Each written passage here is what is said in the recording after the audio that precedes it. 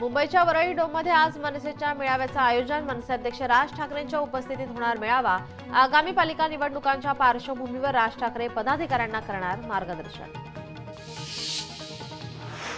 बीडचे पालकमंत्री अजित पवार आज बीड दौऱ्यावर. अजित पवारांच्या प्रमुख उपस्थितीमध्ये जिल्हा नियोजन समितीची पहिली बैठक पार पडणार. बैठकीला पंकजा मुंडे, सुरेश धस आणि जिल्ह्यातील लोकप्रतिनिधी उपस्थित असणार.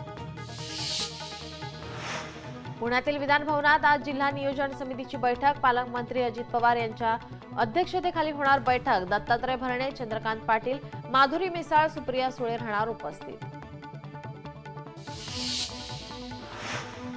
सुप्रिया सुळे आज नांदेड गावातील त्या विहिरीला भेट देणार. विहिरीतील दूषित पाण्यामुळे जीबीएस आजार वाढल्याची माहिती. जलवाहतूक व्यवस्थेला चालना देण्याचा प्रयत्न. परिवहन मंत्री प्रताप सरनाईक यांची माहिती. लवकरात लवकर सर्वेक्षण करून अहवाल सादर करणार. सार्वजनिक आरोग्य विभागातील वैद्यकीय अधिकाऱ्यांची रिक्त पदे तातडीने भरण्याची कार्यवाही सुरू. राज्याचे आरोग्यमंत्री प्रकाश आंबेडकर यांची माहिती. म्हाडाचे नवे धोरण येणार. या धोरणानुसार सर्वसामान्यांना परवडणारी घरे, महिला, ज्येष्ठ नागरिक आणि विद्यार्थ्यांसाठी हॉस्टेल उभारणी केली जात असल्याची माहिती उपमुख्यमंत्री एकनाथ शिंदेंनी दिली. लवकरच आता लोकांना हक्काचे घर उपलब्ध होणार.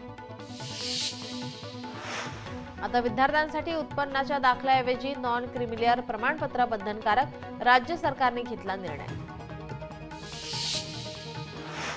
मुंबई गोवा महामार्गाच्या चौपदरीकरणाचे काम करणाऱ्या 4 कंपन्यांनी शासनाचे 9.5 कोटी कर थकवले. 4ही कंपन्यांना 31 मार्च पर्यंत कर भरण्याची मुदत. दिल्लीच्या प्रचारात पंजाब सरकारच्या गाडीत सापडली मोठी रक्कम. पैसे, मद्य आणि आपचं प्रचाराचं साहित्य सापडल्याची माहिती. या प्रकरणी दिल्ली पोलिसांची कारवाई सुरू.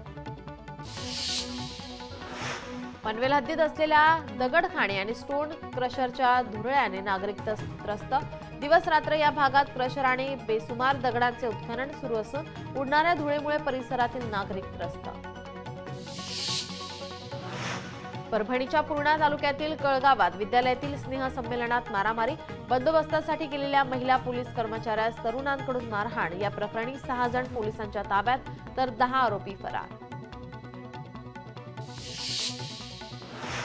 नांदेडच्या किनवट तालुक्यातील दहेली तांडा जवळ मालवाहू ट्रकला आग. आगीत ट्रक जळून खाक. सुदैवाने जीवितहानी नाही.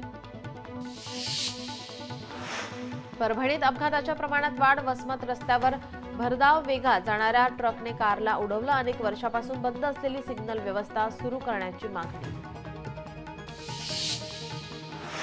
भंडारा जिल्ह्याच्या कवलेवाडामध्ये नरभक्षक वाघाने पुन्हा घेतला एकाचा बळी. यामुळे परिसरात भीतीचं वातावरण. वाघाला जेरबंद करावे किंवा मारावं, नागरिकांची मागणी. लोकशाही मराठी ऐका, पहा, जागरूक रहा.